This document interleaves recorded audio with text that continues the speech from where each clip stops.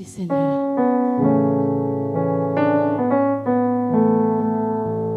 Le vainqueur de la tombe, c'est toi Seigneur.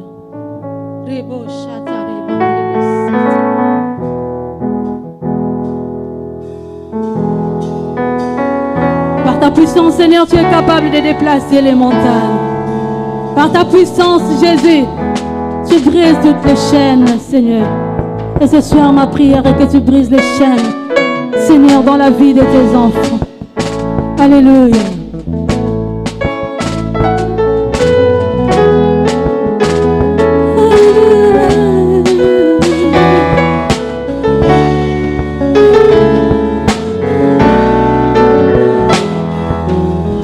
Alléluia. Jésus, tu es puissant. Le vainqueur de la tombe, tu déplaces les montagnes. Jésus, tu es puissant. Est-ce que tu peux le déclarer avec nous? Jésus, tu es puissant. Jésus, tu es puissant. Alléluia. Le vainqueur de la tombe. Jésus, tu déplaces les montagnes.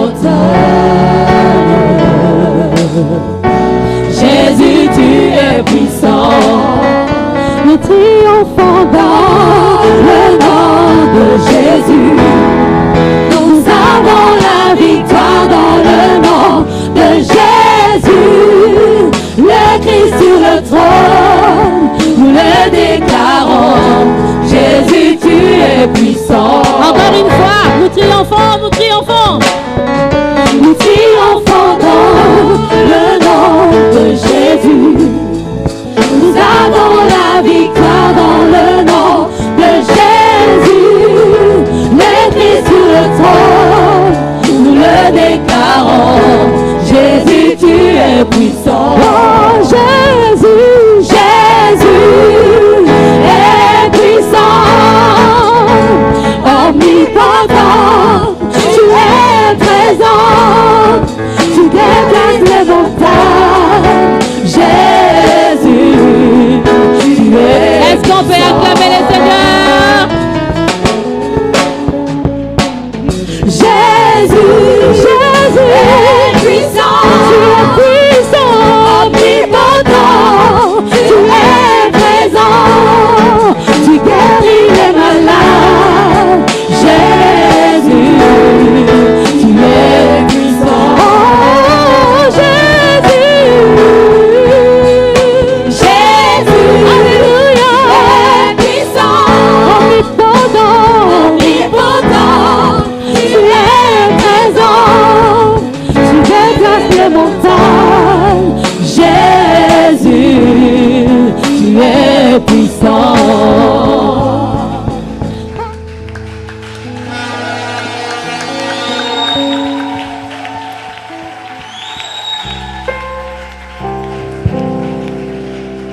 C'est lui qu'on acclame. Est-ce qu'on peut faire mieux et plus? C'est Jésus qu'on acclame. C'est le roi des rois qu'on acclame.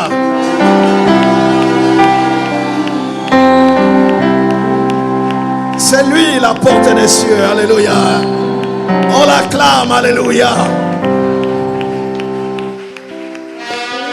C'est lui l'échelle que Jacob a vue.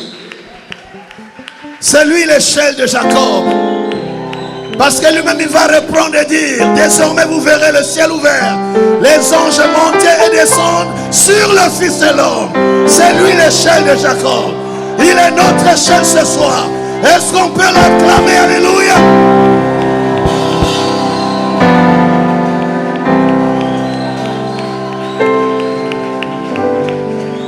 Amen, amen. Je suis pressé d'être un canal de bénédiction pour une personne ce soir. Je rends grâce à Dieu qui nous a donné ces précieux moments. Merveilleux programme à son oin. J'ai cité le révérend apôtre, le docteur Alphonse Gimba. m'as associé pour que je joigne mon onction à son onction, que je joigne ma foi à sa foi, parce qu'il est écrit: Dieu valent mieux qu'un. Ce qui résistera, ce qui a résisté à sa prière, ne résistera pas à nos deux prières. Ce qui a résisté à ma foi ne résistera pas à l'union de nos deux foi. Vouloir ou non, et toi qui es ici, et ceux qui nous suivent à la télévision, sur les réseaux sociaux, la grâce de Dieu va te toucher. Tu vivras la réalité du ciel ouvert. Si un homme de foi, une femme de foi dit Alléluia, gloire à Dieu. Homme de Dieu, que Dieu vous bénisse. Je l'ai dit, je le redis encore, vous êtes moi plus qu'un ami, plus qu'un frère. Je ne sais pas ce qu'il y a derrière. Après un ami, c'est pas ce qu'on peut dire. Après un frère, je ne sais pas ce qu'on peut dire. Je rends grâce à Dieu, je bénis son nom qui m'a permis de vous avoir. Je rends grâce à Dieu pour maman Ginette, cette femme forte, cette femme ointe qui est à tes côtés. Je rends grâce à Dieu pour le leadership de l'église, tous les serviteurs, toutes les servantes qui sont là.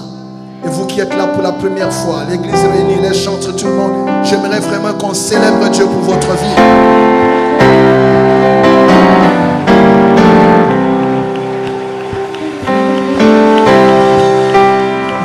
Depuis hier, mon sommeil était entrecoupé. J'étais pressé d'être ici. Amen, amen, amen. Et j'ai compris que Dieu est pressé de bénir quelqu'un pendant ce programme. Vous aussi, vous serez bénis. Quelqu'un dit avec moi: ciel ouvert. Le ciel est déjà ouvert. Amen. Et Dieu va faire des choses qu'il ne faut pas se faire raconter. Je salue votre foi. Et je témoigne de votre foi. À ce grand Dieu que sert l'homme de Dieu, qui est aussi mon Dieu, Jésus-Christ de Nazareth. Est-ce qu'on peut l'acclamer? Veuillez vous asseoir. Mais que votre foi reste debout. Amen. Je salue l'équipe qui m'a accompagné. On ne s'est pas vu depuis ce matin. Et j'apprécie encore le travail de la servante de Dieu, mon épouse à mes côtés. Amen. Et j'aimerais qu'on acclame le Seigneur pour cette famille que nous sommes. Gloire à Dieu. Ça va, frère Charlie? Gloire à Dieu. Quelqu'un dit gloire à Dieu. Bien-aimé, le ciel est ouvert. Hier, en introduisant ce grand programme, nous avons parlé du témoignage de Dieu. Parce que Jésus avait fait ce qui était convenable. Le ciel s'est ouvert. Une voix se fit entendre des cieux pour témoigner sur lui et de lui. Il l'a présenté au monde. Et l'Esprit nous a dit hier que c'était en réalité le début, l'entrée en exercice. L'entrée dans l'exercice de son mandat, ce pourquoi il était venu sur la terre. Quand le ciel s'ouvre, alléluia, quand le ciel s'ouvre sur un homme, ça veut dire que Dieu est d'accord avec cet homme. Le ciel s'ouvre pour annoncer un temps de faveur. Le ciel s'ouvre pour dire que Dieu va marcher avec toi. Le ciel s'ouvre pour manifester l'approbation de Dieu sur ta vie. La terre peut dire ce qu'elle veut, mais quand le ciel s'ouvre, bien aimé, ça veut dire que Dieu est avec toi. Dieu est d'accord avec toi. Et j'aimerais dire à un homme et une femme qui est dans cette salle, le ciel est ouvert sur toi. Dieu est de ton côté. Dieu est d'accord avec toi. Tu vas marcher avec l'approbation de Dieu. Et j'aime ce que Paul dit, si Dieu est pour nous, qui sera contre nous? Quand le ciel s'ouvre, cela veut dire que Dieu a décidé de te bénir. Quand le ciel s'ouvre, ça dit Dieu veut t'envoyer sa pluie. Quelqu'un m'entend? Parce que le ciel est un trésor. Le ciel est plus qu'une banque. Deutéronome 28 verset 12 dit: j'ouvrirai mon bon trésor le ciel pour t'envoyer la pluie en son temps. Je bénirai le travail de tes mains. Ainsi, tu n'emprunteras point, mais tu prêteras à beaucoup de nations. Cela veut dire quoi encore? Je commence par là. Le ciel est fermé par des portes. Le ciel a des écluses. Et si le ciel ne s'ouvre pas, quelles que soient tes relations, quels que soient tes efforts, quel que soit ton travail, quel que soit ton talent, bien-aimé, tu ne feras rien de grand sur la terre. Quelqu'un m'entend? Si le ciel n'est pas ouvert, tu peux souffrir là où tout le monde passe facilement. Tu peux faire beaucoup d'efforts là où les autres font le minimum. Voilà pourquoi je bénis Dieu pour cette vision, homme de Dieu. Quand le ciel est ouvert, ce n'est plus jamais la même histoire. Et ma prière est que le ciel soit réellement ouvert sur toi, sur ta carrière, sur ta famille. Oh, quelqu'un me dit amen et Dieu le fait. Le ciel ne s'ouvre pas pour tout le monde. Le ciel s'ouvre sur ceux que Dieu connaît.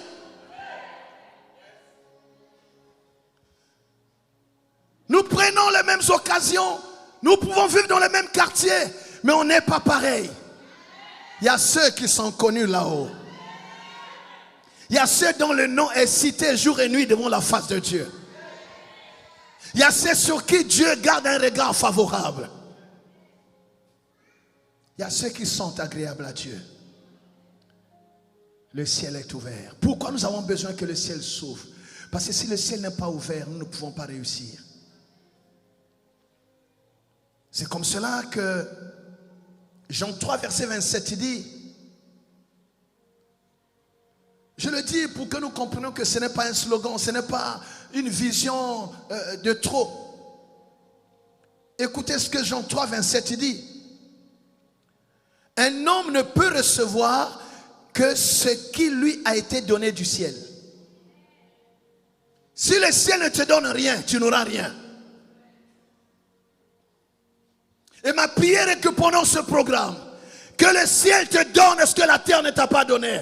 Que le ciel te donne ce que tes efforts ne t'ont pas donné.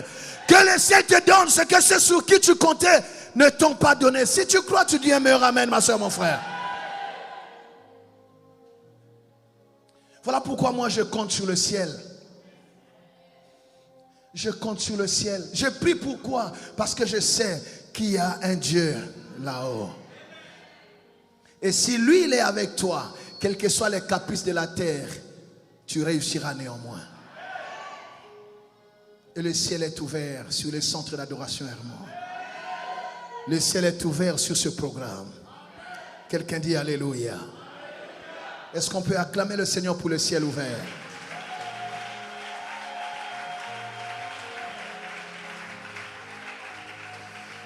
Tu n'as pas bien acclamé, tu n'as pas bien acclamé.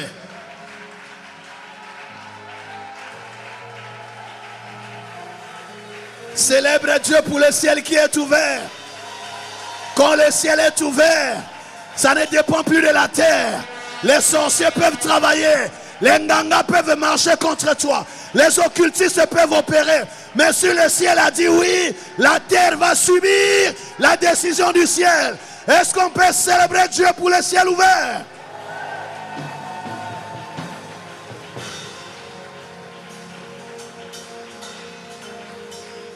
Amen. Je vais vous asseoir. Notre thème, c'est la conquête. Alléluia. La conquête. Quelqu'un dit la conquête.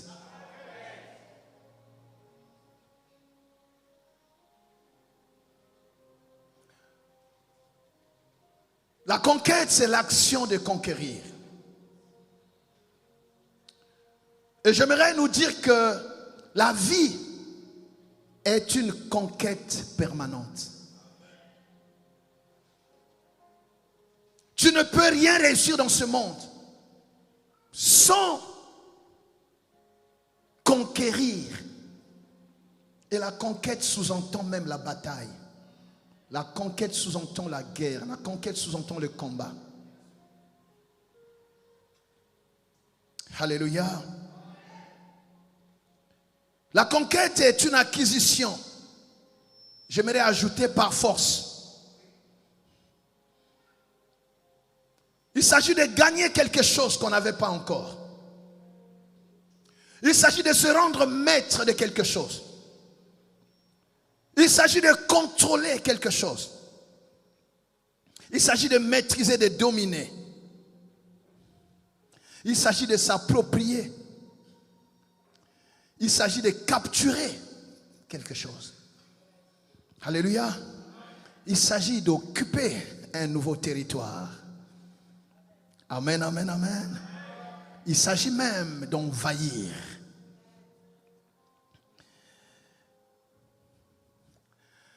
C'est pour cela que ce programme est pour les conquérants. Ceux qui ont la mentalité de conquérants. C'est ceux-là qui seront bénis pendant ce programme. Mais jusqu'à ce soir, tu as le temps de nous rattraper. Parce que je vais parler de manière que tu aies la mentalité de conquérant.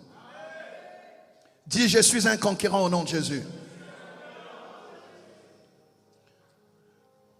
Donc celui qui réussit une conquête, celui qui s'engage dans une conquête, c'est un conquérant. Conquérir, c'est étendre son emprise. Élargir ta tente comme l'homme de Dieu a prié. Ne pas se suffire des positions qu'on a. Ne pas se limiter à ce qu'on a déjà. Tu ne peux pas conquérir si tu te mets dans une certaine zone de confort. Tu ne peux pas conquérir si tu t'es satisfait du niveau que tu as atteint. Tu ne peux pas conquérir de nouveaux territoires si tu te dis, c'est fini, j'ai ce qu'il me faut. J'aimerais ce soir dire un homme et une femme, même à ceux qui nous suivent au loin, qu'il y a encore des choses à vivre. Ce qui te reste à découvrir est plus grand, plus précieux, plus honorable même que ce que tu as déjà vu. Mais ça dépend de toi. Vous savez, parfois Dieu est surpris de nous voir nous installer, faire notre demeure dans ce qui ne devait qu'être une étape du voyage. Est-ce que quelqu'un m'entend? Je suis en train de vouloir choquer une personne pour te faire comprendre que Dieu n'a pas encore fini avec toi. Et tu ne peux pas t'arrêter à ce niveau-là. L'onction de Dieu qui est sur toi, la grâce de Dieu qui est sur toi, ne t'autorise pas à t'arrêter à ce niveau-là. Tu ne peux pas t'arrêter là. Dieu t'a réservé plus grand que ce que tu vis aujourd'hui. Tu n'as pas encore tout vu. Est-ce que quelqu'un m'entend? Dieu est étonné, même les anges sont étonnés. Vous savez, viens frère Charlie. Si l'avenir de notre bien-aimé est là, viens.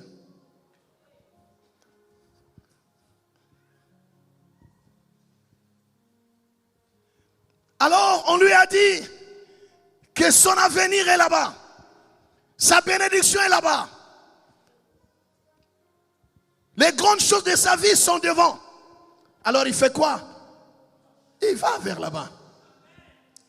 Charlie, dès qu'il se retourne, il a tourné le dos à son avenir.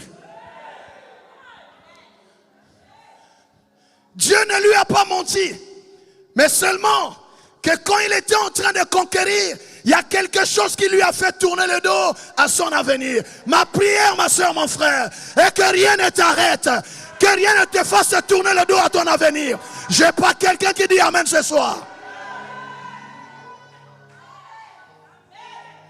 Beaucoup de gens se sont arrêtés alors qu'ils étaient tout près du but. Je veux réveiller quelqu'un ce soir. Alléluia. Alléluia. Oh mon Dieu. Je veux qu'un homme, une femme se rendent compte qu'il peut encore avancer, qu'il peut encore monter, qu'il peut encore progresser, qu'il peut encore travailler, il peut encore. Pourquoi? Parce que Dieu ne t'a pas retiré. Quelqu'un, le bien-aimé, l'a chanté tout à l'heure. Dieu n'a pas fini avec toi. Pourquoi veux-tu t'arrêter alors que Dieu n'a pas arrêté? Dieu n'a pas fini tout son plan. L'agenda de Dieu avec toi continue. Il y a encore des pages que tu n'as pas encore parcourues. Il y a encore des choses que tu n'as pas vues. Mais ce qui se passe, c'est quoi, homme de Dieu? C'est qu'au moment où nous devons aller vers notre avenir, il y a des choses anciennes. Il y a des histoires passées. Il y a des histoires qui nous ont blessés. Qui font quoi? Qui arrêtent notre course. Et ces choses-là nous font tourner le dos à notre avenir. Quelqu'un m'entend? Dis, personne ne m'arrêtera. Personne ne m'arrêtera. J'irai jusqu'au bout. C'est comme cela que le Seigneur va dire à Isaïe, ne pensez plus. Ne considérez plus ce qui est temps. Car moi, Dieu, je vais faire une chose comment? Nouvelle qui est sur le point. Que ton passé ne t'arrête pas. Que ton passé ne bloque pas ton avenir. Que ton passé ne te rattrape même pas. J'aimerais t'annoncer une bonne nouvelle. Ton passé est passé. Ton passé est caduc. Ton passé est dépassé. Tu ne peux pas retourner dans ton passé. Et je veux, là je le dis calmement pour que tu comprennes. Si ton passé était fort, il ne t'aurait pas laissé vivre jusqu'à aujourd'hui. Tu es en train de te battre avec quelque chose que tu as déjà dépassé.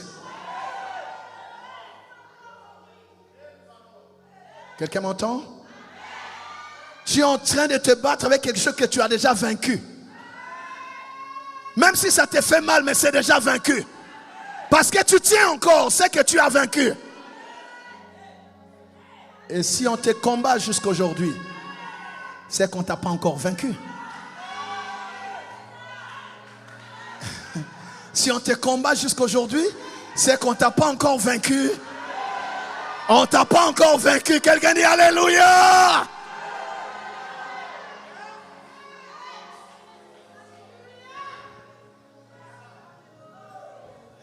Moi, j'ai vu les matchs de boxe, les combats de boxe. Dès qu'on donne un KO, quand l'arbitre juge qu'il n'y a plus rien, il arrête le combat. Mais si le combat continue, c'est qu'on ne t'a pas encore vaincu. Et de toute façon, ils te feront la guerre.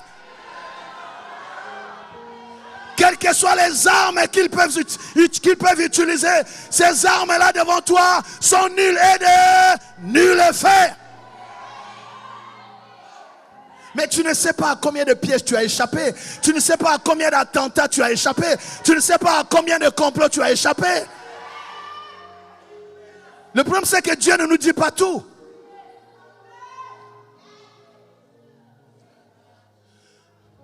Je veux ce soir que tu sortes d'ici avec la mentalité de conquérant.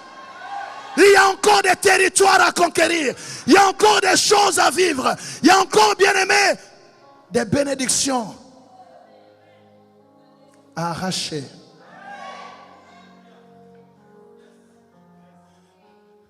Aidez-moi à acclamer ta foi. Toi que les sorciers de ta famille n'ont pas pu arrêter. Toi que les méchants n'ont pas pu briser. Non, tu n'acclames pas suffisamment. Je suis en train de parler d'une femme qui a survécu aux attaques du monde des ténèbres, aux pièges des méchants. Quelqu'un que le monde voulait arrêter, mais tu as survécu à cela. Tu as échappé. Je vais acclamer ta foi et ta résilience.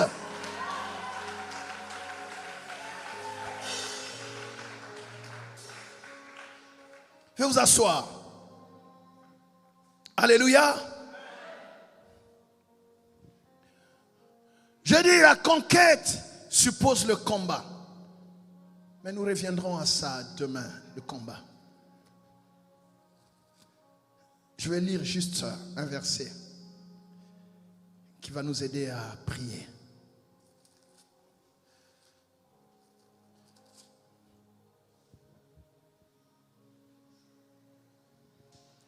Que Dieu m'aide, que je réussisse à te révolter ce soir. L'Esprit m'a dit, va créer la révolte. Que quelqu'un se révolte contre sa propre situation.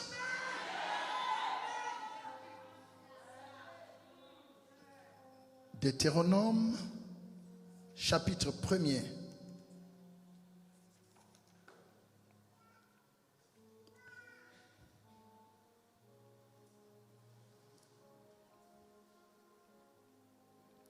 Vous êtes là?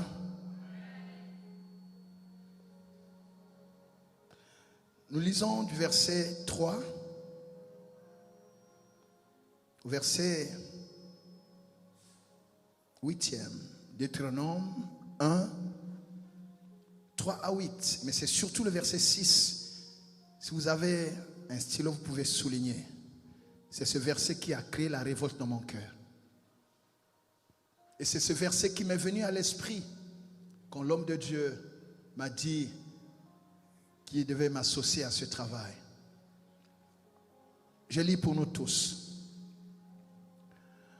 Dans la 40e année, au 11e mois, le premier du mois, Moïse parla aux enfants d'Israël selon tout ce que l'Éternel lui avait ordonné de leur dire.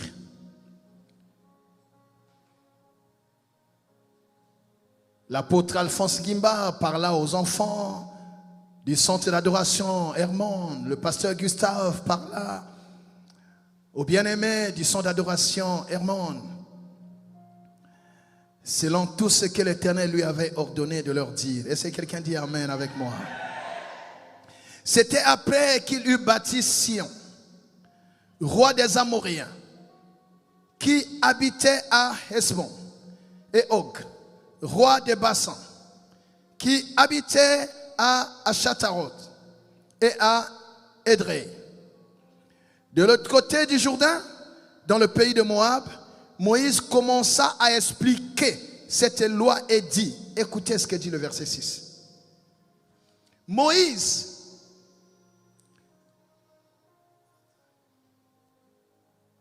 commença à expliquer cette loi et dit, l'Éternel notre Dieu nous a parlé à Horeb. Quelqu'un m'entend? Quelqu'un dit Horeb. En disant, vous avez assez demeuré dans cette montagne. Tournez-vous et partez. Allez à la montagne des Amoréens et dans tout le voisinage, dans la plaine, sur la montagne, dans la vallée, dans le midi, sur la côte de la mer, au pays des Cananéens et au Liban, jusqu'au grand fleuve, au fleuve d'Euphrate. Voyez, vous pouvez souligner ça aussi, le verset 8. J'ai mis le pays devant vous.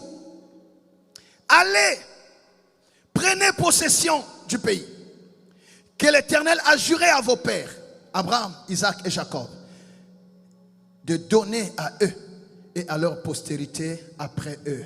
Parole du Seigneur. Bien-aimé, ce passage m'a révolté. Il s'agit du grand Moïse. lui que Dieu a pris et à qui il a donné la mission de faire sortir le précieux peuple de Dieu de l'esclavage qu'ils ont vécu plus de 400 ans en Égypte. Il a conduit le peuple.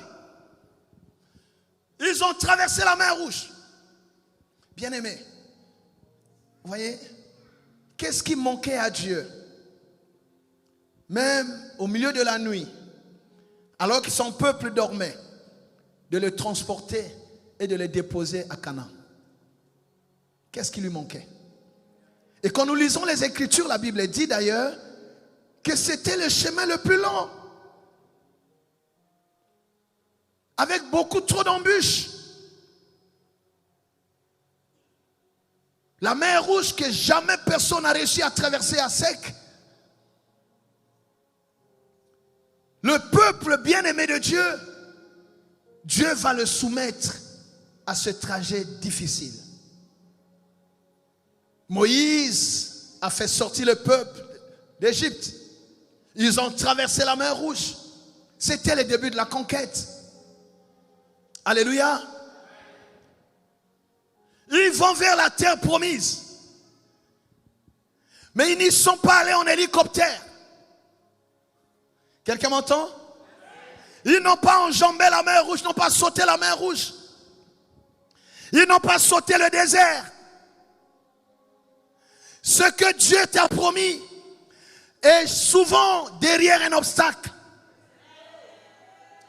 Les meilleures choses que Dieu nous promet nous viennent souvent dans un mauvais emballage.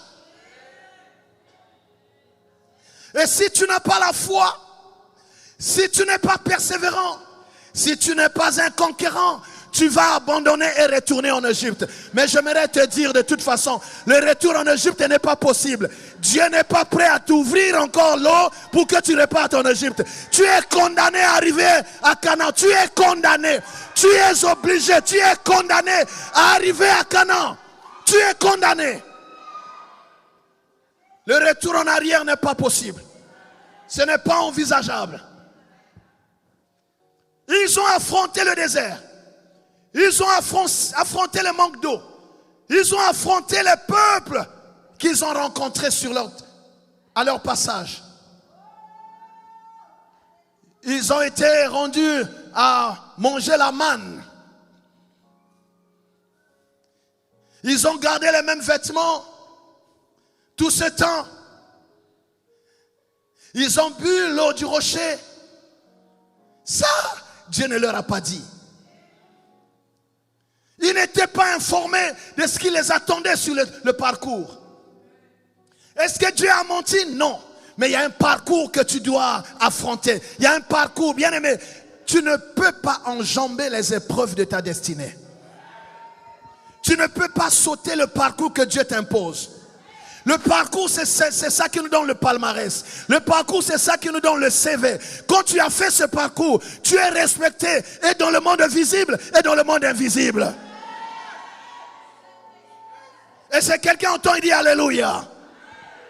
J'ai ton courage à accomplir le parcours que Dieu t'impose. Et nous n'avons pas tous le même parcours. Parce que nous avons le même Dieu, mais chacun a sa destinée. Nous avons le même Dieu, mais chacun a sa mission. Nous avons le même Dieu, mais chacun a son mandat. Ton parcours correspond à ton mandat. Ton parcours correspond à ta destinée. Tes combats correspondent à la mission que Dieu t'a donnée. Ne cherche pas à te comparer à quelqu'un d'autre. Je ne serai jamais l'apôtre Alphonse Ngimba. Je ne ferai jamais ce qu'il fait.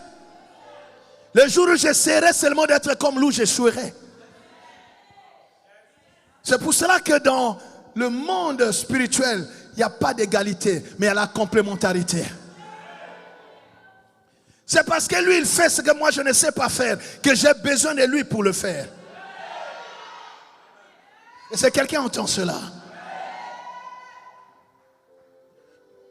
Ils font ce parcours.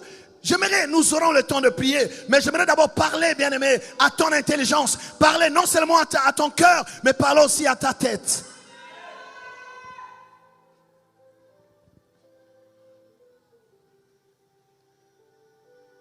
Alors à chaque fois qu'il trouvait un endroit un peu bien, il se reposait.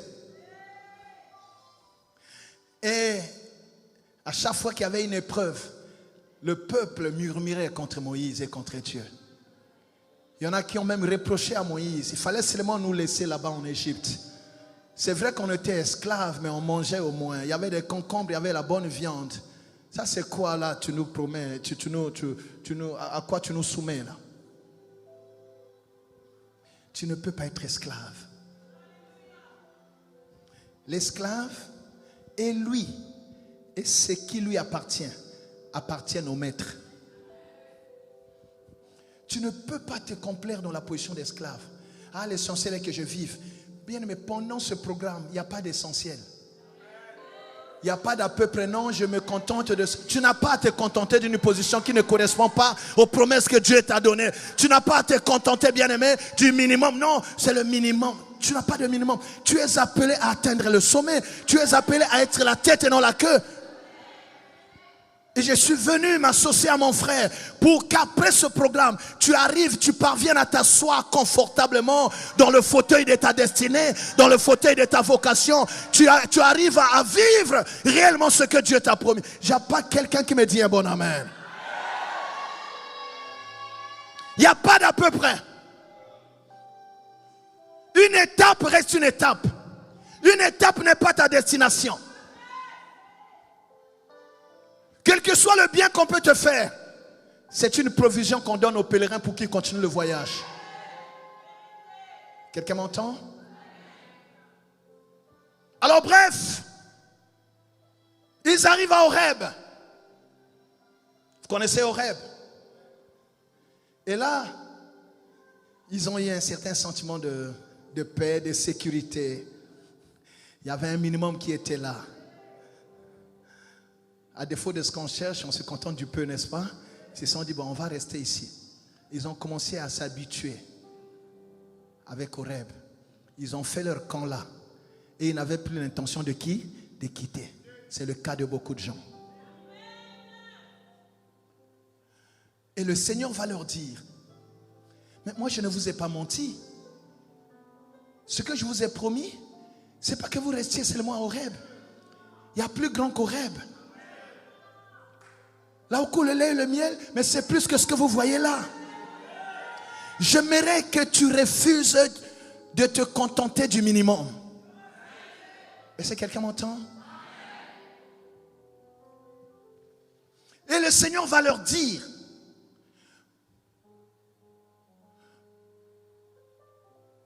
je suis fatigué de vous voir passer votre temps à Horeb. Horeb n'était qu'une étape. Vous avez assez demeuré dans cette montagne. Tu as assez demeuré dans cette position. Tu as assez demeuré dans cette position précaire. Et le Seigneur dit, tu dois quitter Horeb. Tu dois quitter Horeb. Horeb n'est pas ta destination. Tu dois quitter Horeb. Tu ne m'as pas dit amen. Tu dois quitter Horeb. Dis, je quitte Horeb au nom de Jésus. Dis, je quitte Horeb au nom de Jésus. Dis, je ne mourrai pas à Horeb. Je ne m'arrêterai pas à Horeb. Je ne m'arrêterai pas ici. Il n'y a pas quelqu'un qui le dit avec un peu plus de force. Vous savez, Dieu peut tout faire avec nous. Mais il faut qu'il trouve la foi et la détermination. Des programmes comme celui-ci, ce n'est pas des programmes que tu pries comme tu pries d'habitude, non. Quelqu'un m'entend? Vous avez assez demeuré sur cette montagne. C'est un peu comme l'histoire, vous savez, Dieu montre de belles choses à Joseph. Mais Joseph, pour lui, c'était très difficile de quitter la maison de Jacob. Or, la vision que Dieu lui a montrée ne devait pas s'accomplir dans la maison de Jacob. Déjà, ses frères ne l'aimaient pas. Il devait les tuer tout de suite. Quelqu'un m'entend? C'est comme ça que Dieu, vous savez, Dieu c'est un metteur en scène. Dieu a utilisé le mauvais cœur de ses frères pour l'aider à partir vers le trône qu'il lui avait préparé. Vous savez, même tes ennemis, ils vont te servir sans le savoir. Ah, tu ne m'as pas compris. Tes ennemis vont être au service de ta destinée sans le savoir. Dieu va utiliser leur haine pour t'aider à entrer dans ta destinée. C'est la haine des frères de Jacob qui a payé le billet. C'est la haine des frères de Joseph plutôt qui a payé le billet pour que Joseph quitte la maison de Jacob et qu'il se retrouve en Égypte. Alléluia. Tes ennemis te serviront. Tout concourt au bien de... Tout concourt au bien de ceux qui aiment Dieu. Et de ceux qui sont appelés selon son... Et ils ne savent pas. Et Joseph quitte l'Égypte et quitte plutôt la maison de Jacob. Il est vendu et il se retrouve dans la maison de Potiphar. Et quand il arrive là, dans la maison de Potiphar, il a le sentiment de vivre un peu ce que Dieu lui avait montré. Quand il arrive là, Potiphar lui donne l'administration, le leadership de toute sa maison. Et en tout cas, il avait le contrôle de tout, sauf bien sûr de qui vous savez. Il gérait tout. Tout ce qu'il touchait prospérait. C'était l'intendant de la maison de Potiphar. Et il commençait à s'habituer. Vous êtes là? Dieu lui a dit, oh jeune homme, mais la vision que tu as vue, ce n'est pas ce niveau. C'est pas ce niveau, ma soeur. Il y a des gens qui soldent les promesses de Dieu à cause des difficultés. Comme ça ne vient pas, je me contente de ce. Non, non, non. Ce que Dieu t'a dit, cela, Dieu le fera. Attends le temps qu'il faut. Amen, amen, amen. Et comme il ne pouvait pas partir de lui-même, Dieu a là encore utilisé les faiblesses de cette femme. Parce que Dieu avait confiance en Joseph. Dieu savait que Joseph ne pouvait pas tomber. Dieu te connaît. Quelqu'un m'entend? Donc cette femme a payé le deuxième billet pour rapprocher Joseph du trône que Dieu lui avait promis. Mais entre-temps, dans la maison de Potiphar, sans le savoir, Joseph, qui venait droit de Canaan, a appris comment on peut vivre à côté d'un grand, a appris comment on peut vivre à côté d'un roi, parce qu'il était avec le bras droit du roi. Il y a des endroits qui sont simplement des lieux de stage. Il y a des endroits qui sont simplement des lieux d'apprentissage. Mais ce n'est pas ta destination. Ce n'est pas là que tu vas faire ta tente. Ce n'est pas là que tu vas t'arrêter. Et j'ai reçu le mandat de t'ordonner de quitter Horeb, de quitter la maison de Potiphar, parce qu'il y a un trône qui t'attend, il y a un territoire qui t'attend. Si quelqu'un entend, il dit Alléluia. On lui paye le billet cette fois-ci pour se retrouver où? Prison. Pour le monde, c'était un malheur, c'était une malédiction. Mais les voies de Dieu ne sont pas nos voies. Les pensées de Dieu ne sont pas nos pensées. Je ne sais pas ce que tu es en train de vivre. Je ne sais pas ce que tu es en train de traverser. J'ai lu un verset, apôtre, Deutéronome 23, verset 5. Notre Dieu est celui qui change les malédictions en bénédiction. Ce qui est malédiction pour les hommes, Dieu, ça peut être une matière première que Dieu va utiliser pour la transformer en bénédiction.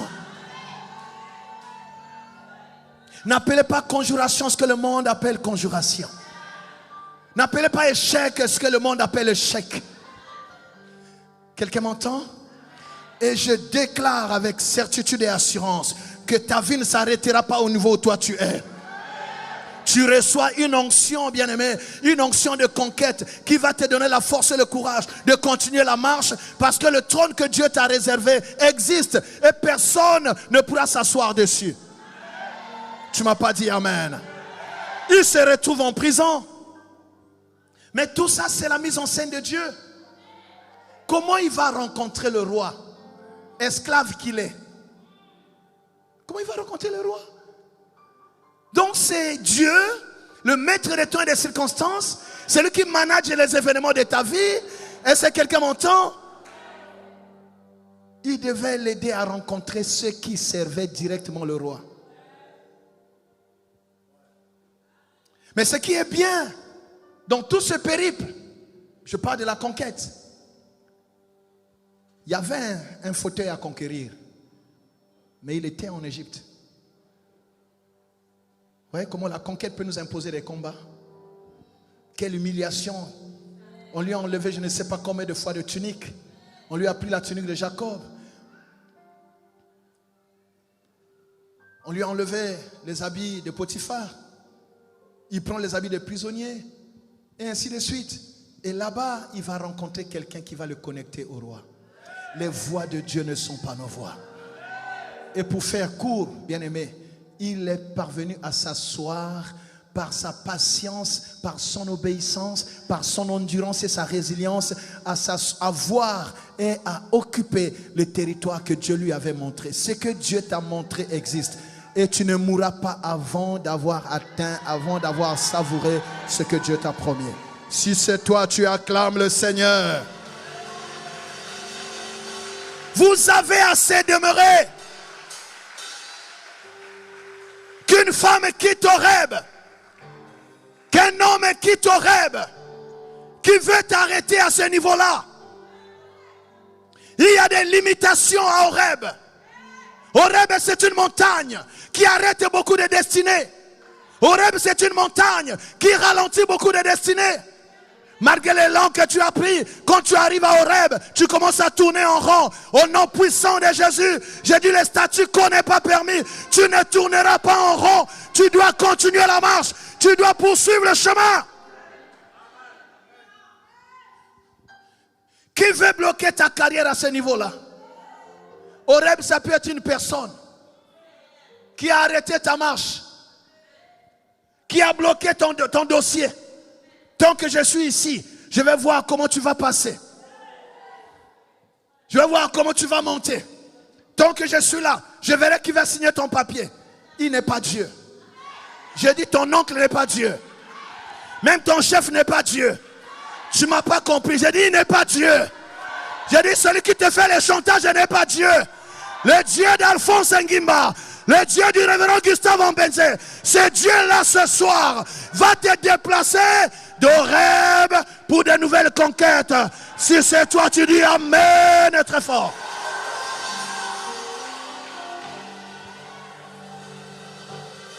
Tournez et partez. Quelqu'un dit je tourne et je pars. Je quitte Horeb. Je quitte Horeb de malédiction. Je quitte Horeb d'échec. Je quitte Horeb de célibat. Je quitte Horeb de limitation. Je quitte Horeb d'humiliation. Quitte Horeb. Proclame cela. Proclame.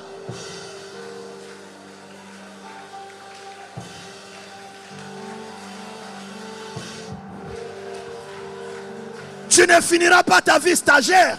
Tu vas de stage en stage. C'est quoi c'est? Le stage c'est pour un temps. Tu dois être honoré. Tu dois être recruté. J'entends quelqu'un qui prie véritablement. Tu ne t'arrêteras pas là. Tu ne t'arrêteras pas là. Ça ne peut pas finir comme ça. Ton histoire avec Dieu ne peut pas se terminer sur une mauvaise note. Et s'il y a quelqu'un qui se révolte vraiment, savez, il n'y a pas quelqu'un qui connaît ta situation mieux que toi-même. Il n'y a pas quelqu'un qui peut parler de toi à Dieu plus que toi.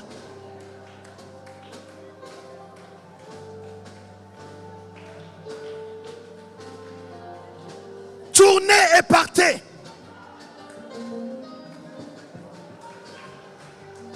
Tournez et partez.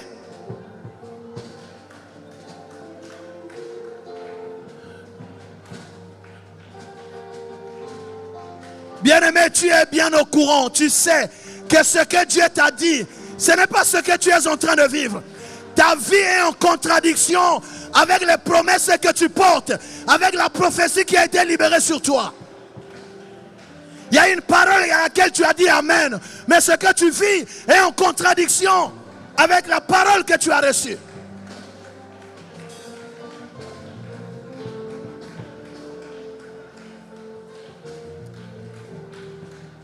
Au nom de Jésus. Donne-moi encore 2-3 minutes. Veuillez vous asseoir. Vous savez, bien-aimés, il y a des fois nous nous rendons compte que la réalité que nous vivons contredit les promesses que nous portons. La réalité contredit la prophétie qui a été déclarée sur nous. Est-ce que Dieu a menti? Non. Mais il y a une montagne qui ne veut pas te laisser passer. Quelqu'un m'entend? Voilà pourquoi ce programme, on parlera comme Zorobabel. Qui es-tu? Grande montagne. Tu seras à... Cette montagne doit te laisser partir. Tu ne m'as pas dit Amen. La montagne qui a arrêté ta famille, la montagne qui a bloqué la destinée de beaucoup de gens. Bien-aimé, ça ne peut pas t'arrêter parce que toi, tu es une autre personne. Toi, tu es en alliance avec Dieu et tu es entré dans l'alliance de Dieu avec cet homme, le révérend Alphonse Ngimba. Tu ne peux pas vivre les effets de la sorcellerie de ta famille. Non, non, non, non, non. Ça ne te concerne plus. Amen, amen. Le diable voudra t'imposer les choses qu'il impose à tout le monde. Mais toi, tu n'es pas tout le monde. Tu es une autre personne. Tu es une autre création. Alléluia. Alors, je ne sais pas à quel niveau tu es de ta prospérité. Parce que, vous savez, moi, je prêche la parole comme Dieu me l'a enseigné. Je n'ai pas de complexe à parler de la prospérité. Comment vous allez enlever ça de la Bible? Vous savez, il y a de plus en plus des courants d'hypocrites hommes de Dieu. Pour se faire accepter dans certains endroits, on est prêt à sacrifier même ce qui est juste. Moi, quel que soit le lieu où vous me placez, je peux parler de la prospérité. Le Dieu que nous servons, il dit ceci. Il donne le salut, il donne aussi la prospérité.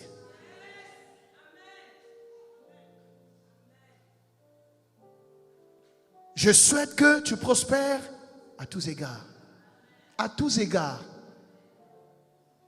Sois en bonne santé comme prospère l'état de ton âme. Donc si mon âme prospère, j'ai le droit de prospérer financièrement. J'ai le droit de prospérer dans ma santé.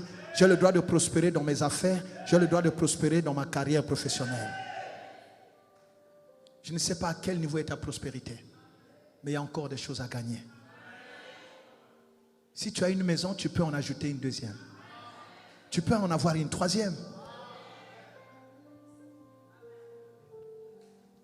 Au ciel, il n'y a pas de voiture. Je sens quelqu'un en train de me critiquer. Voilà, il parle trop de matériel. Mais qui a fait tout ça?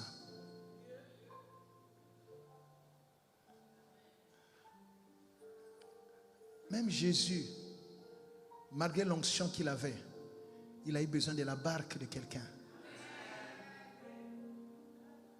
Parce qu'il n'avait pas de barque lui-même. On peut être loin, mais si on n'a pas les moyens, la Bible dit la sagesse du pauvre est méprisée.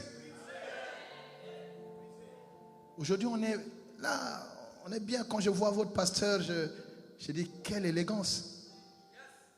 Mais il fut un temps où les pasteurs ils s'habillaient comme des gangas. Hein, quand tu vois un pasteur, tu dis mais ça c'est quoi? Tu as même peur qu'il t'impose la main. Hein? Mais si tu n'as rien, tu peux t'habiller comme ça.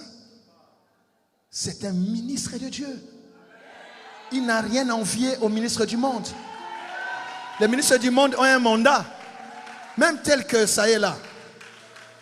Quand celui qui les a pris, il dit c'est fini, il les renvoie, il prend d'autres. Mais lui, il a le mandat du ciel. On n'a pas de complexe. Trop longtemps, l'Église s'est laissée, s'est délaissée même pour prendre une apparence, fausse piété, fausse modestie, hypocrisie. Et c'est comme cela que ceux qui prient, on les prend comme un club de ratés, des bons à rien. Bons à rien? Comme maman Ginette parle français, les blancs ils doivent faire attention. Quand l'apôtre parle français,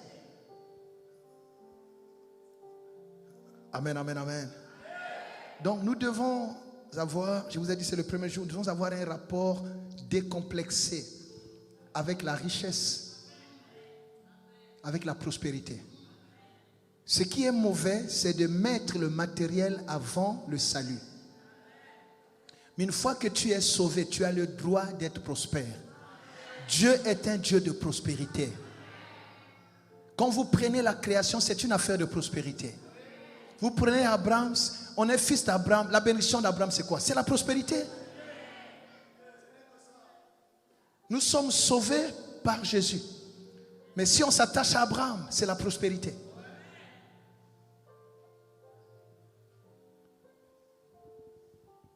Amen. Tu as le droit d'être prospère. Dis, je quitte Horeb au nom de Jésus. Je ne m'arrêterai pas à Horeb. Personne ne m'arrêtera à ce niveau.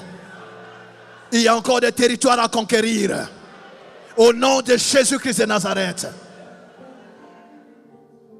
La conquête, ça veut encore dire quoi? Vous savez, en francophonie, nous avons un problème. Je crois que le colon nous a formaté de manière à nous bloquer. Nous ne regardons qu'au salaire. On n'est jamais riche avec un salaire.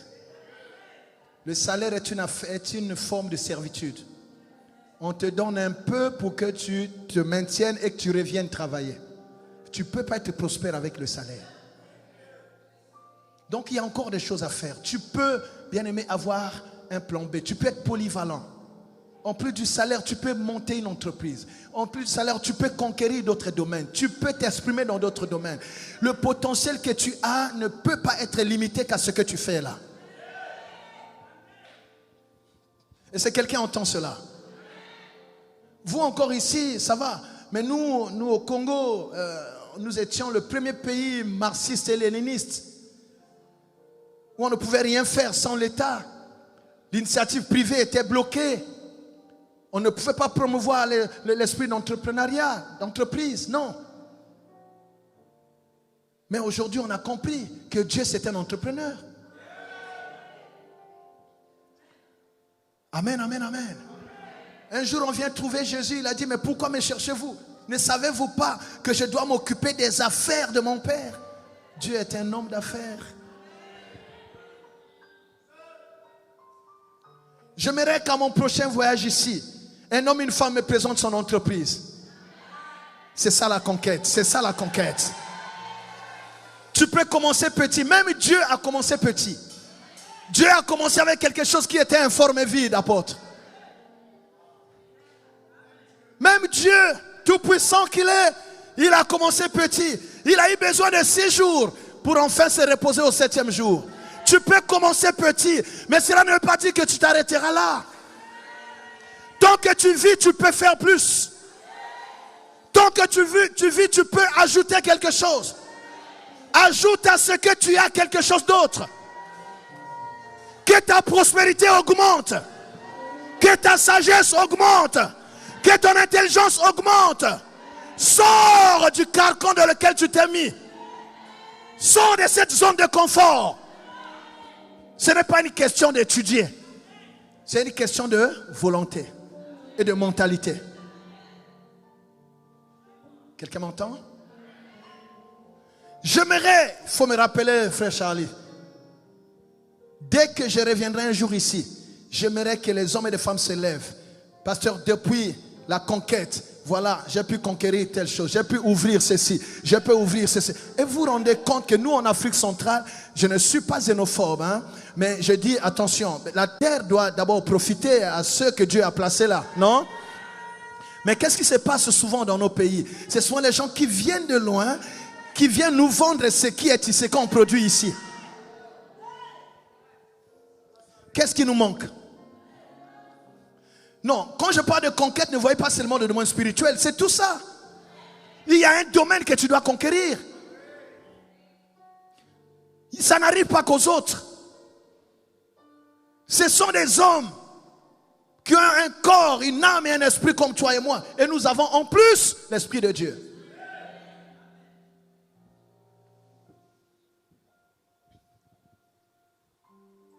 Même si tu es étranger au Gabon, je ne dis pas, voilà, ne me comprenez pas mal.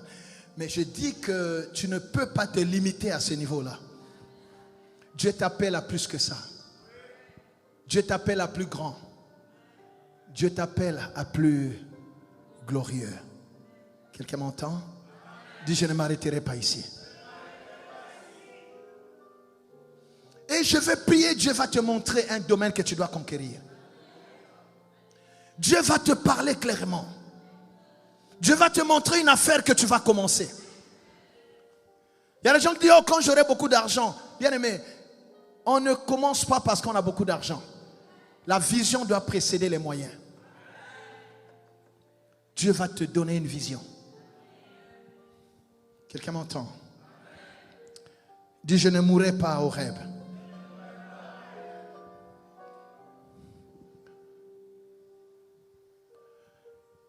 Alors, qu'est-ce qui fait que les gens ne quittent pas Horeb?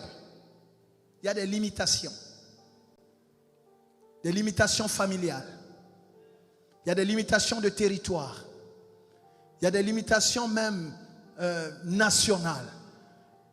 Vous pouvez avoir des autorités, des dominations, des principautés qui dictent leurs lois, parfois sur toute une famille. Voilà, dans cette famille, personne ne dépassera telle limite. Dans cette famille, personne ne pourra se marier. Dans cette famille, personne ne pourra atteindre, dépasser tel niveau de prospérité. Et vous pouvez vous battre avec ça. Si Dieu n'intervient pas, personne ne réussit. Vous pouvez être intelligent, mais personne ne réussit. Mais pendant ce programme, tu vas sortir des limitations de ta famille. Tu ne m'as pas dit Amen. Il y a un territoire. Et le Seigneur dit, voyez, j'ai mis le pays devant vous. Il y a un pays devant vous que vous n'avez pas encore parcouru. Il y a un domaine devant vous que vous n'avez pas encore, où vous n'avez pas encore essayé quelque chose. Si hier ça n'a pas marché, ça ne veut pas dire que demain ça ne marchera pas. Même la science évolue par erreur corrigée. On peut apprendre de ses erreurs. Ne t'arrête surtout pas à ce niveau-là. Là où tes parents se sont arrêtés, tu ne peux pas t'arrêter là. Tu commences là. Là où ils se sont arrêtés, c'est ton point de départ. Tu n'as pas à reproduire leur histoire. Tu n'as pas à recommencer leur malédiction. Tu ne répéteras pas les malédictions de ta famille. Tu ne répéteras pas les échecs de ta famille. Et s'il y a quelqu'un qui dit, ah non!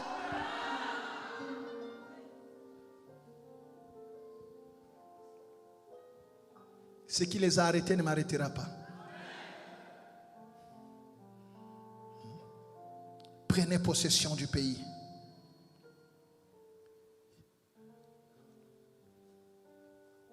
Alors avant de prier 5 minutes, écoutez, tout ce que Dieu nous promet est généralement occupé.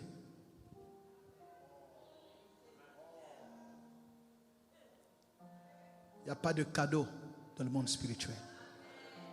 En dehors du salut, qu'on ne peut ni gagner ni mériter, les promesses de Dieu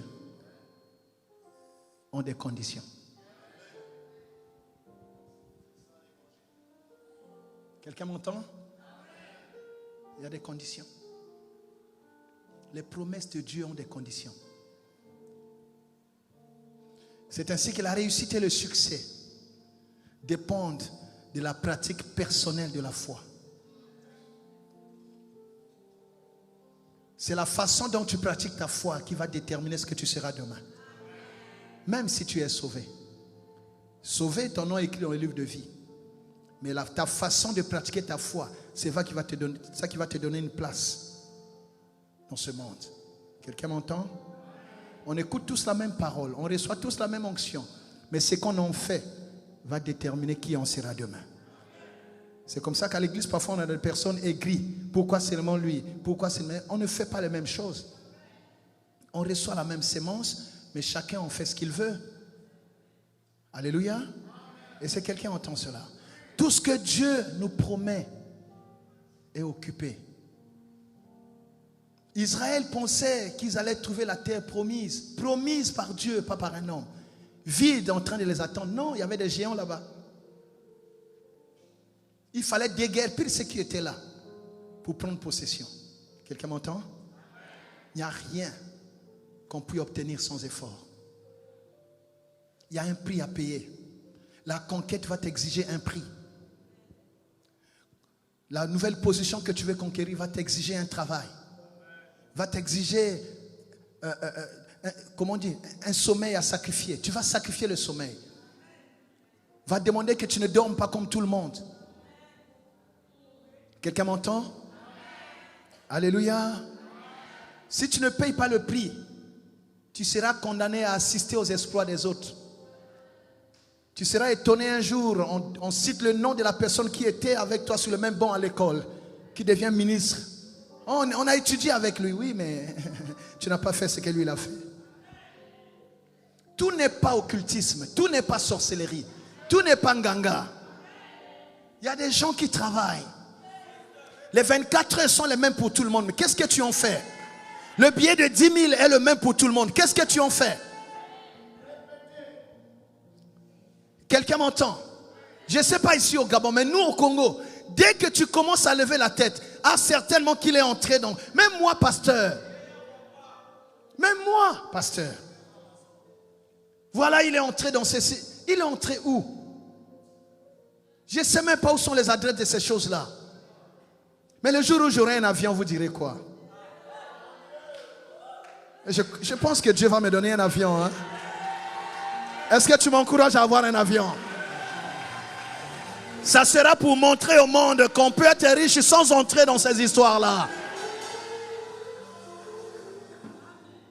Amen, amen, amen. Oui. Ah non, s'il a fait ça, certainement vérifier dans sa famille. Et s'il y a des gens qui ont réussi, certainement qu'il a pris les étoiles des autres. Mais si vous savez comment on prend, vous prenez aussi. Alléluia. Il y a un prix à payer pour tout. Tu ne peux pas passer dans un pays normal, passer en classe supérieure sans avoir bien travaillé. Quelqu'un m'entend? Tu ne peux pas avoir ton BPC. C'est le BPC ici aussi. Tu ne peux pas avoir le BPC si tu n'as pas réussi aux épreuves. Tu ne peux pas avoir le bac. Tu ne peux pas accéder. Ce n'est pas possible. Ce sont des moyens de sélection. Alléluia. Et une fois que tu as dépassé ce niveau-là, ce qui est fait n'est plus à refaire. Alors fais ce qui est à faire. Alléluia. Fais ce qui est à faire et ça va construire ton palmarès. Il y a un prix à payer. Même Dieu a travaillé. Alléluia. Même Dieu a travaillé. Même Jésus pour nous sauver, ça n'a pas été gratuit. Il a payé le prix. Le territoire que Dieu te promet est occupé par quelqu'un. Pour le prendre, il faut batailler. Demain, nous allons voir les combats que nous impose la conquête. Quelqu'un m'entend? Ce ne sera jamais un cadeau. Ça ne sera jamais un cadeau. Le cadeau, c'est le salut. Mais le reste, il faut se battre. Et quelqu'un dit non, voilà, Jésus a tout fait, le combat spirituel n'existe pas. Lisez bien la Bible. Jésus lui-même a fait le combat spirituel. Paul qui a écrit ça, parce que les gens s'appuient sur Paul. Mais Paul a fait le combat. Lisez Acte 13.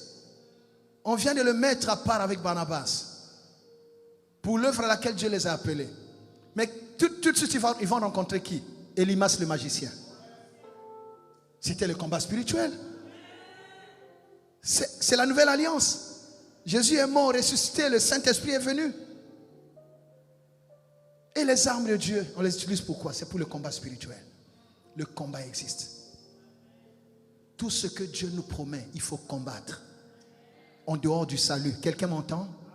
Si tu ne combats pas, les autres vont t'écraser. Si tu ne combats pas, tu seras le marchepied des autres. Si tu ne combats pas, bien-aimé, tu ne pourras pas écrire une belle histoire de ta vie. Tu seras condamné à raconter les histoires des autres. Quelqu'un m'entend? C'est comme cela qu'à Canaan, il fallait se battre. Un pays pourtant promis. Mais Dieu, c'est lui qui m'a promis. Oui, c'est Dieu qui a promis. Mais il exerce tes mains à la bataille. Ce que tu as obtenu sans combat, on peut te le ravir facilement. Ce qu'on acquiert sans effort, on ne sait pas bien le garder. Mais ce qui a fait l'objet de sacrifice, tu n'aimeras pas le perdre. Parce que tu sais ce que ça t'a coûté. Tu dois apprendre à payer le prix pour vivre ta conquête. Dis, je paierai le prix de la conquête. Tu n'as pas acclamé le Seigneur. Alors, pour prier,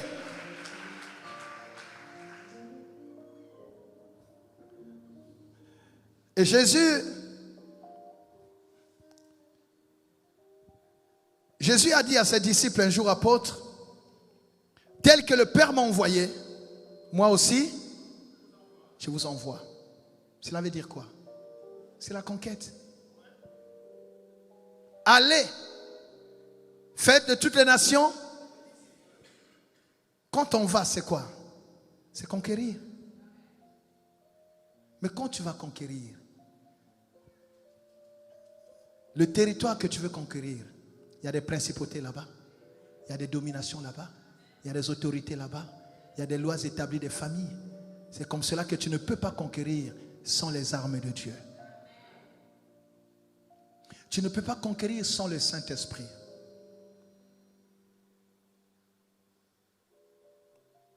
Il y a des gens qui ont commencé des choses, n'ont jamais pu les achever. L'histoire des Zorobabel.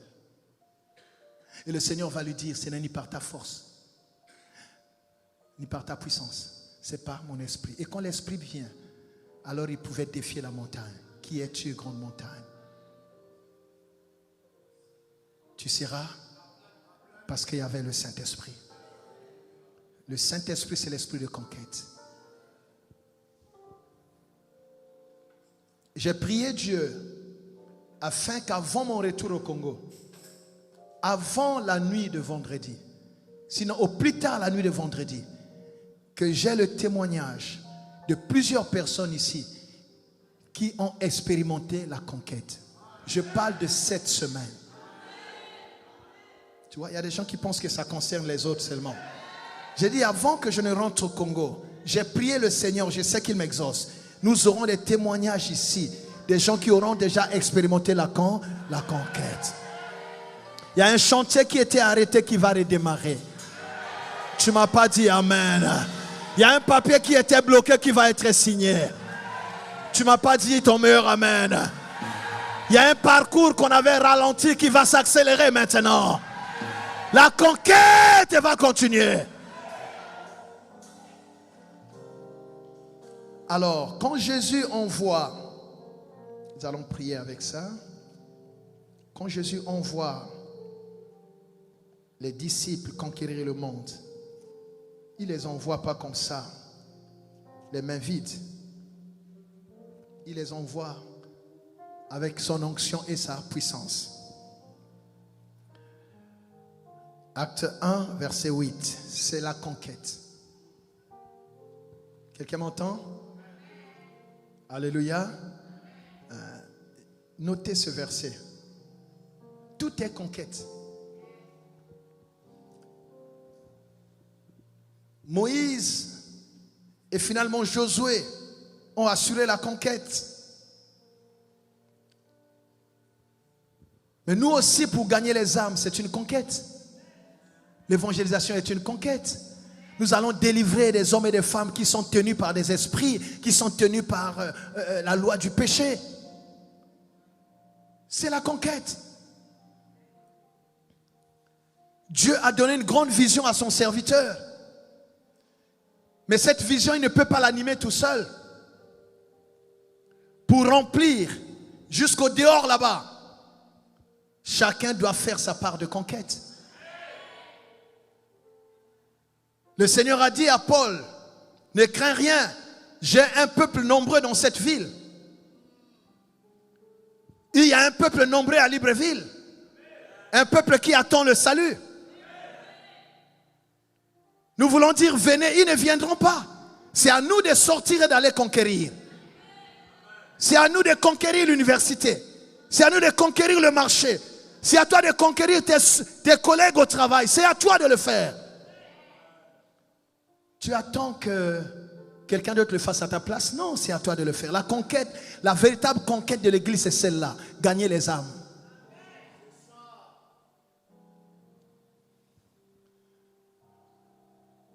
Et je vais faire une prière spéciale demain, apôtre, pour ceux qui vont réjouir le cœur de Dieu. Ceux qui vont réussir à gagner au moins une âme. Dès que tu gagnes une âme, c'est déjà le prix à payer pour ta conquête. Tout cet investissement, l'homme de Dieu n'a pas fait tout seul, c'est avec vous. Alléluia. Comment nous allons le valoriser? Comment nous allons valoriser son sacrifice? Que chacun se lève dans la conquête. Que chacun parle de Jésus. Que chacun relaie l'homme de Dieu. Il ne peut pas tout faire tout seul. Même Jésus n'a pas pu tout faire tout seul. C'est à chacun de nous de prendre sa part du travail. Et si quelqu'un entend cela, mais pas avec ta force, avec le Saint-Esprit. J'aimerais qu'on se lève.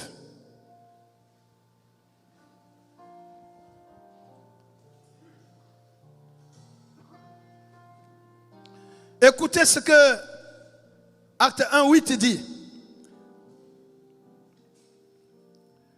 Mais vous recevrez une puissance. Le Saint-Esprit survenant sur vous. Et vous serez mes témoins.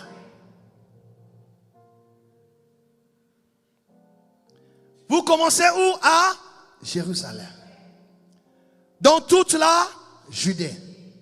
Dans la Samarie. Et jusqu'aux extrémités.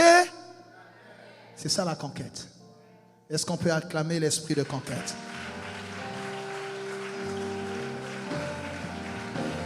Le Saint-Esprit qui nous a été donné est l'esprit de conquête. L'onction qui nous a été donnée, la puissance qui a été promise à l'église, n'est pas une puissance à mettre dans le frigo, n'est pas une puissance à mettre dans le tiroir, n'est pas une puissance à mettre dans le congélateur. C'est une puissance de conquête. J'aimais bien quand nous tombons, mais il y a plus que tomber. J'aimais bien quand nous sautons, il y a plus que sauter. Il s'agit, bien aimé, d'utiliser l'onction que vous avez reçue, d'utiliser la puissance qui vous a été donnée pour envahir le monde et ramener des brebis au Seigneur. Il s'agit, la vraie conquête, c'est témoigner Christ. Demain, les autres jours, nous entrerons dans les domaines secondaires. Mais la conquête première que le Seigneur a donnée à l'église, bien aimé, c'est quoi? C'est de témoigner Christ. Annoncer le salut. Évangéliser et faire des disciples. On ne peut pas faire des disciples sans évangéliser. C'est ceux que nous avons gagnés qui viennent à l'église. Et c'est à l'homme de Dieu de s'organiser pour en faire des disciples. Mais avant de faire des disciples, il y a l'action d'évangélisation, la conquête. Dis au nom de Jésus. Mon Seigneur, mon Dieu, je te rends toute la gloire pour le Saint-Esprit que tu m'as donné, pour l'onction que tu as déversée sur moi, pour la puissance que tu as répandue sur moi.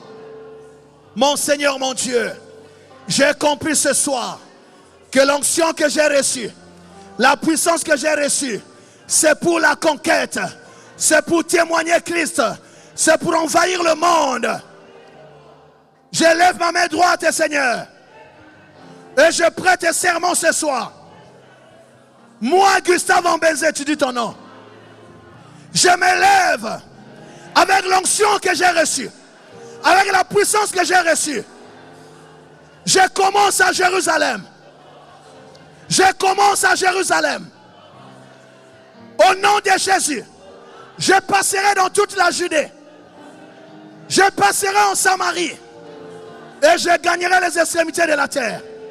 Promesse-les à Dieu. Commence à prier maintenant.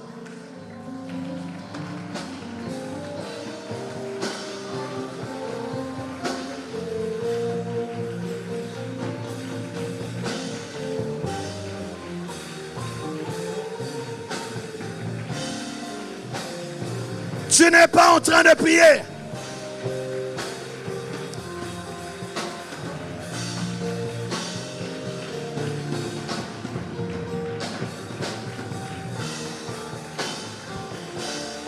Je sais que tu voulais que je parle d'abord de ton travail. Je sais que tu voulais que je parle d'abord de ton mariage. Je sais que tu voulais que je parle de ton voyage. Mais si tu veux que Dieu t'accorde ce que ton cœur désire, apprends à satisfaire le désir de Dieu. Apprends à faire de l'éternel tes délices. Réjouis le cœur du Père. Il y a une grande joie au ciel quand une âme est sauvée.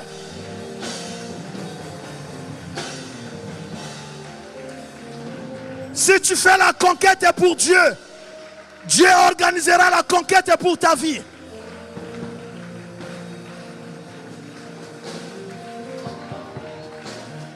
Dis au nom de Jésus, mon Seigneur, mon Dieu, ce soir tu m'as parlé. J'ai compris que j'ai perdu beaucoup de temps à Horeb. Moi et ma famille, nous avons perdu notre temps à Horeb. Comme tu as parlé ce soir, au nom de Jésus, je me lève. Je me lève. Je me lève. Je quitte Horeb. Je quitte Horeb. Commence à quitter Horeb. Il n'y a pas quelqu'un qui quitte Horeb.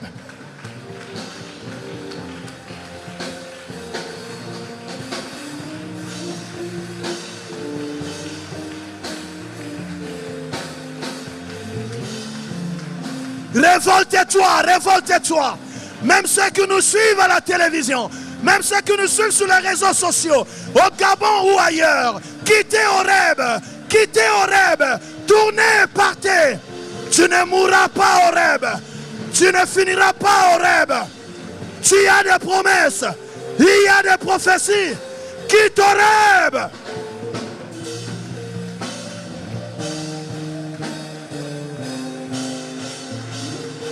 Sors de ta zone de confort. Il y a plus que ce que tu as déjà vu. Il y a plus grand que ce que tu as vu.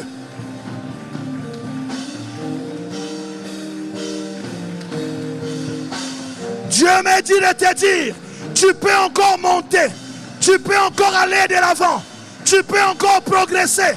Et c'est à quelqu'un qui veut progresser. Ma carrière ne s'arrêtera pas à ce niveau. Mon ministère ne s'arrêtera pas à ce niveau. Je ne tournerai pas en rond, je refuse.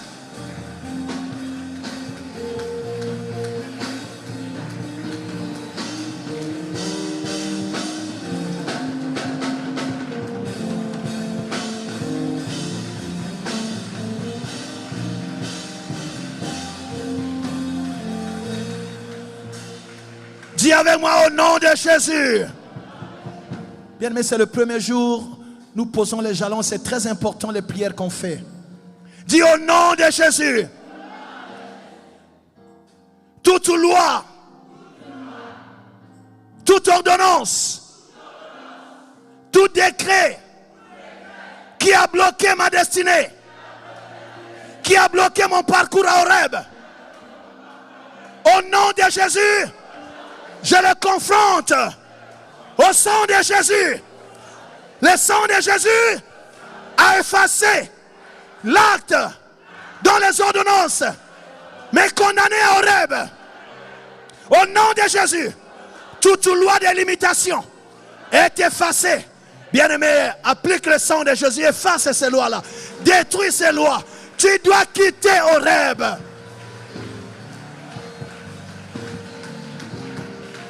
Tes enfants doivent quitter Horeb.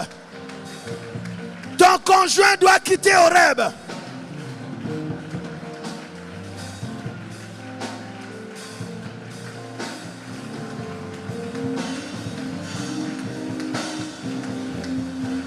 Horeb ne sera pas ton cimetière.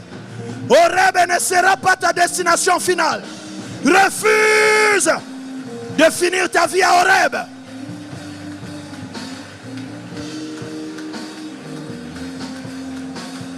Dieu est-il un menteur? Non. Il n'est pas un homme pour mentir, ni un fils d'un homme pour se repentir. Ce qu'il a dit, il le fera. Tu arriveras au pays de tes promesses. Tu dois atteindre le niveau que Dieu t'a préparé. Tu ne subiras pas le dictat des hommes.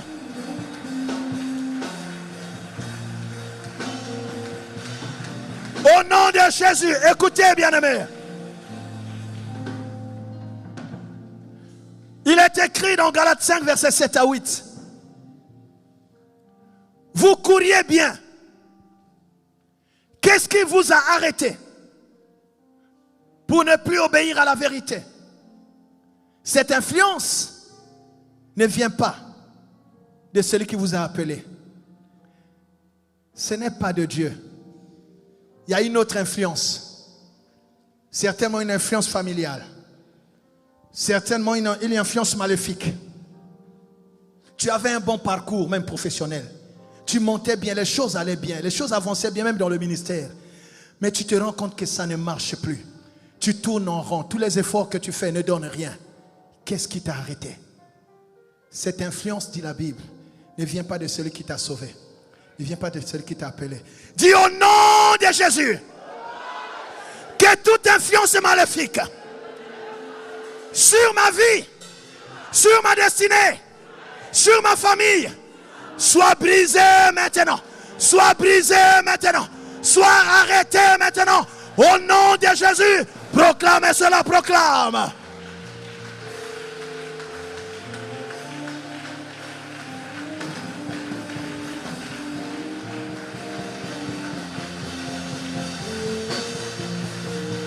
Refuse leurs influences. Refuse leurs influences. Tu ne subiras pas l'influence des sorciers. Tu ne subiras pas l'influence et les malédictions de ta famille.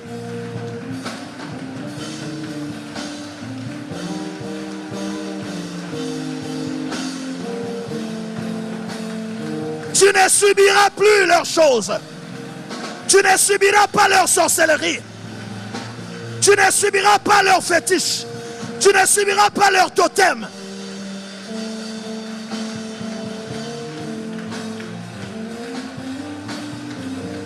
Car tu es racheté par le sang de Jésus. Proclame que je suis racheté par le sang de Jésus. Personne ne peut me bloquer. Personne ne peut m'envoûter. Personne ne peut me limiter.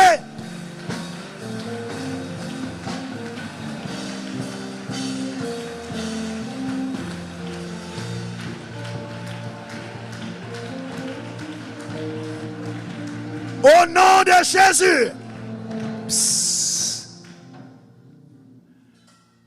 Bien-aimés, parfois c'est notre vie à nous-mêmes, notre marche,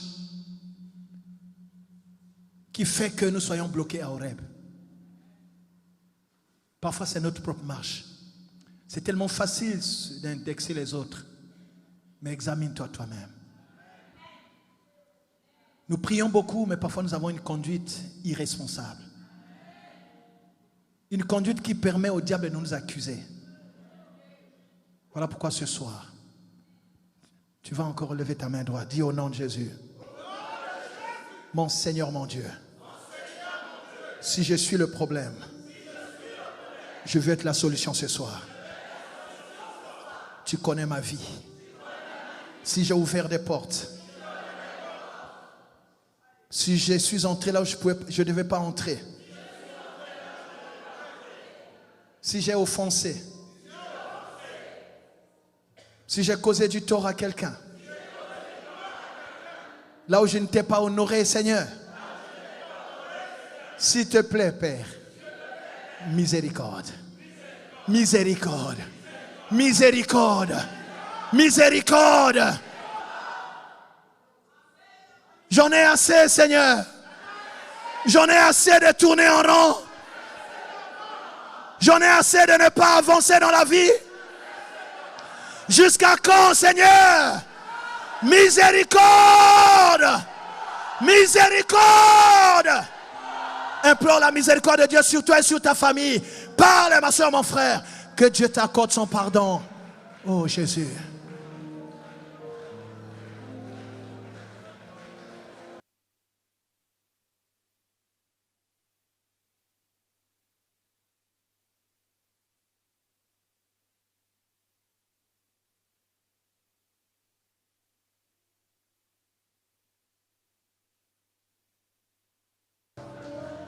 Bien-aimé, le diable est l'accusateur de nos âmes. Quand vous lisez Zacharie 3, il s'est permis d'accuser le sacrificateur Josué. Oh, mais nous sommes dans une meilleure dispensation.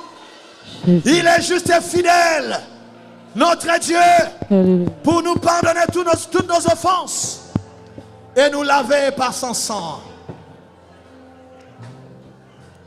Jésus, par ton sang précieux,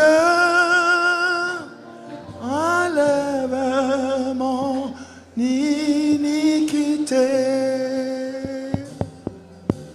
Regarde-moi du haut des cieux. Dis-moi que tu m'as pardonné. J'ai longtemps aimé que le Père et j'entends ta voix qui m'appelle au pied de ta croix.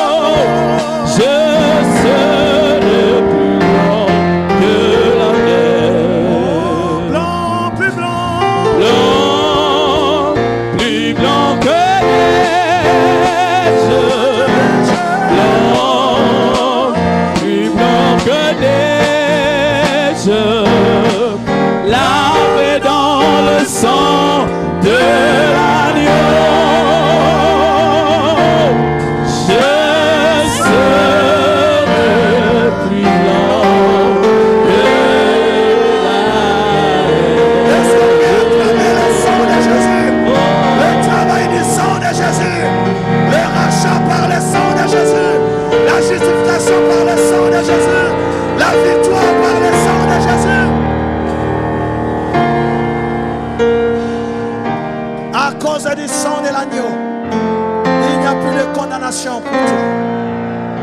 Dis au nom de Jésus, personne ne peut me réclamer, personne ne peut m'accuser, personne ne peut me juger et personne ne peut me condamner.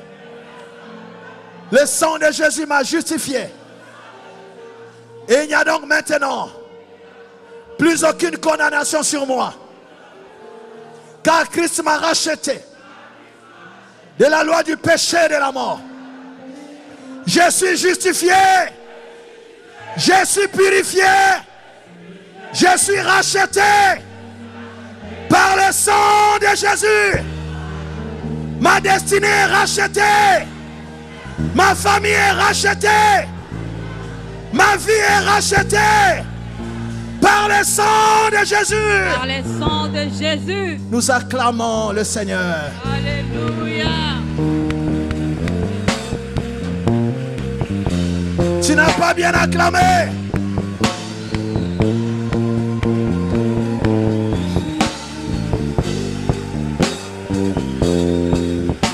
Si Horeb voulait te condamner, Golgotha t'a racheté. Golgotha a racheté ta destinée. Golgotha a racheté ta famille. Golgotha a racheté ta carrière. Golgotha a racheté, bien-aimé, tout ce que Dieu t'avait promis, qu'on avait bloqué. Le sang qui a coulé à Golgotha t'a racheté.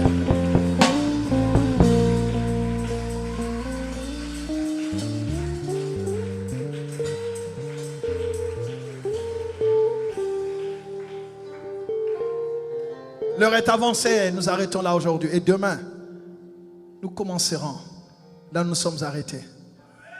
Avec Acte 1, verset 8. Nous allons conquérir. Nous commençons à Jérusalem, mais on ne mourra pas à Jérusalem. Tu as commencé à Libreville, mais tu ne t'arrêteras pas à Libreville.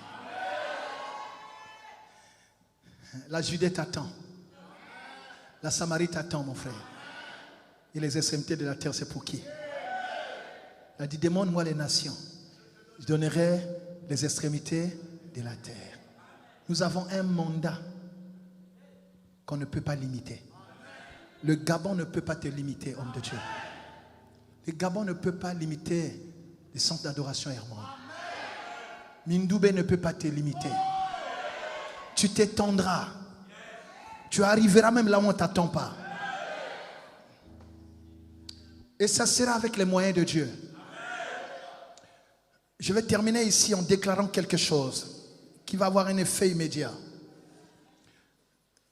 Je débloque par l'onction de Dieu qui est sur moi ce dossier sur lequel les gens se sont assis.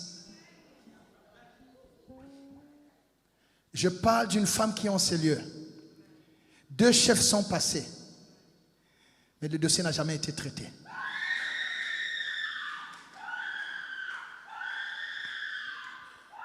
Le Dieu que je sers me dit que ton temps est arrivé. Ce dossier va être débloqué. Notre sœur, c'est un échantillon, mais ça concerne tous les aspects. Là où tu vivais un certain blocage, là où on t'a dit tu ne passeras pas, tu ne monteras pas, tu dois t'arrêter ici. Au nom de Jésus, l'onction de Dieu, c'est une onction sans limite. Jérusalem ne peut pas te limiter. Je ne sais pas pourquoi je vous regarde, mon frère. Venez un peu, je ne sais pas. Je crois que Dieu a quelque chose pour vous. Je ne vous connais pas. Mais à chaque fois que je parle, Dieu m'envoie le regarder. Partout où vous avez vécu une certaine stagnation. Une certaine stagnation. Non, je ne le touche pas. Je veux vraiment qu'ils comprennent. Ce soir, l'onction de Dieu va fouiller tous vos dossiers qui sont bloqués. Moi, je rentrerai au Congo, mais vous témoignerez auprès de cet homme. Si je suis homme de Dieu, vous témoignerez ces choses. Parmi les gens qui sont dans l'agenda de Dieu pour ce programme, il y a votre nom. Il y a votre nom. Tous les dossiers où il y a eu la stagnation, tous les dossiers où les gens se sont assis, où tu vas te dire, mais qui va changer cette situation? Dieu a dit qu'il s'est levé parce qu'il a vu votre cœur. Il a vu votre patience. Il a vu votre obéissance. Vous avez même aidé beaucoup de gens. Mais quand c'est vous, personne ne débloque votre situation. Dieu a dit lui-même, il le fait. Et vous témoignerez ce Dieu. Quand vous verrez ces choses, n'oubliez pas cet homme. Nous acclamons le Seigneur. Toute limitation est brisée ce soir. Tu ne m'as pas dit amen. Toi qui as mis tes pieds ici, au centre d'adoration Hermon, si ma voix arrive là où tu es, sache que c'est Dieu qui me fait parler. Toutes les limitations, tous les blocages, je ne sais pas, les lois de ta famille sont écrasées, sont broyées, sont anéanties, sont effacées. Je vois un couloir devant toi. Je vois une carrière qui se relève. Je vois une activité qu'on avait abandonnée qui reprend. Je vois quelqu'un qui commence à monter encore. Personne ne va arrêter ta montée. Pour maman, je lui dirai à la fin. Oui. Dieu me parle pour elle. Mais je lui dirai à la fin. Elle se réjouira. Dans sa vie professionnelle. Il y a quelque chose en préparation. Je donnerai les détails après. Je suis pasteur, mais parfois Dieu m'utilise comme un prophète. Quand c'est nécessaire. Demain, nous entrerons un peu plus dans cette dimension. Mais si cette parole t'a touché, si cette parole a trouvé la foi dans ton cœur, je proclame et je déclare, dans l'autorité du nom de Jésus-Christ, qui m'a ramassé, m'a fait son serviteur. Aucune personne, aucune autorité, aucune loi, aucune réalité visible ou invisible ne pourra annuler le décret de la conquête que Dieu a libéré sur toi. C'est un décret divin. La terre ne peut rien dire par rapport à ça. C'est une ordonnance royale. C'est Dieu qui a parlé. C'est le temps de ta conquête. Tu ne m'as pas dit Amen. Est-ce que tu crois cela? Dieu m'a dit de prier pour la fin. S'il y a quelqu'un malade qui vienne. Rapidement. Oh, il n'y a pas de malade, je rends grâce à Dieu.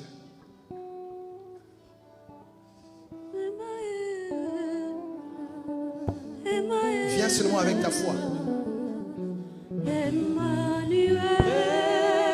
Je ne sais pas ce dont tu souffres, mais Dieu te guérit maintenant. Je te touche seulement, tu rentres à ta place.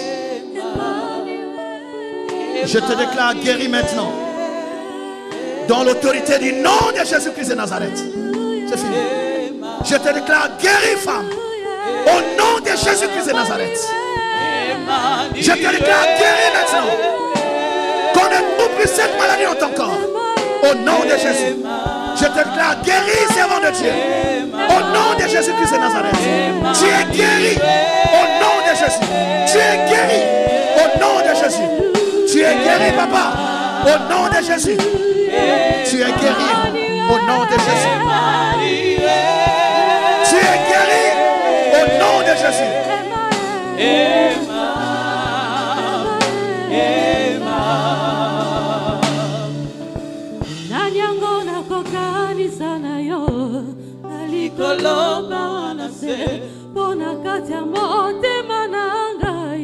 Je ne connais qu'un seul amour.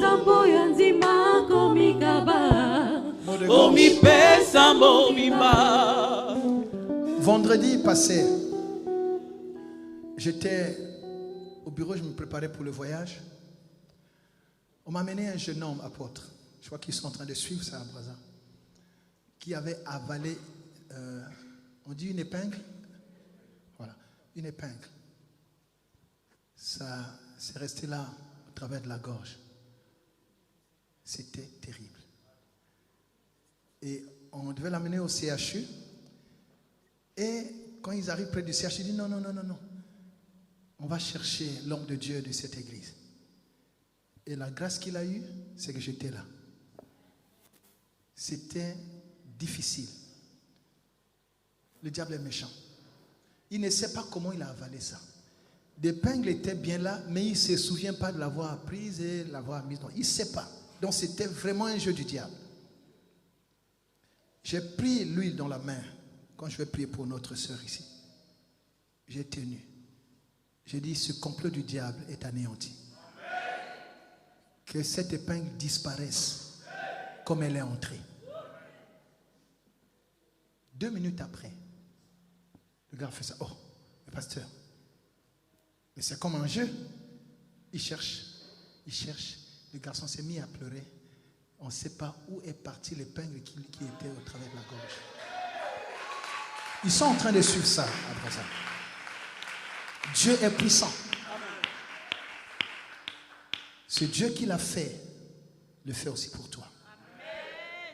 C'est à quel niveau?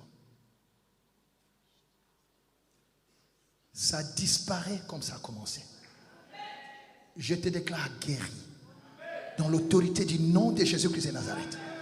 Tu as été victime d'un complot du monde des ténèbres. Ce complot a échoué au nom de Jésus-Christ de Nazareth.